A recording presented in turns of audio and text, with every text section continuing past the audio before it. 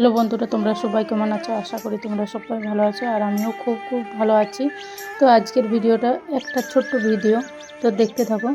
আর দেখো, এখন আমি শিলিগুড়িতে আছি। শিলিগুড়িতে প্রচণ্ড বৃষ্টি হচ্ছে, তাই বাইরে একদমই রোদ নেই, সেই জন্য জামা কাপড় শুকোচ্ছে না, তাই ভিতরেই মেলে রেখেছি আর ফ্যানটা চালিয়ে দিয়েছি যাতে একটু হলেও শুকিয়ে যায়।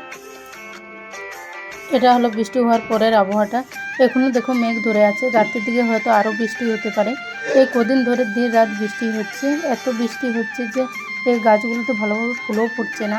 এগুলো আমি বেলকনিতে কিছু গাছ লাগিয়ে রেখেছি, কিন্তু প্রচণ্ড বৃষ্টি হচ্ছে, এই জন্য বাইরে বেরোনো যাচ্ছে না। সবসময় কোয়ার্টারে থেকে বোর হচ্ছি, তাই এবার বৃষ্টি বন্ধ হওয়াটাই ভালো।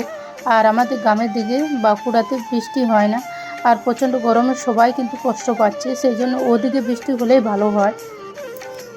আসলে একটা কথা আছে না, যারা যেটা চায় সেটা পায় না, তো ভগবান তাদের সাথে সেটাই করেন।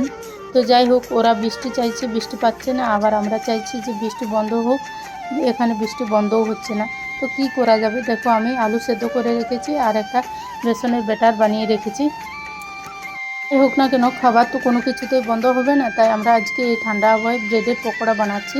তো আলুর পুর হিসেবে ব্যবহার করেছি। তো এই দেখো, ব্রেডের পকোড়া ভাজছি। আর একটা আমি অন্য টাইপের ব্রেডের পকোড়া বানাই। তো এই ঠান্ডা আবহাওয়ায় আমরা এখন ব্রেডের পকোড়া খাই। তো চলো, টাটা, বাই বাই, আবার দেখা হবে অন্য ব্লগে।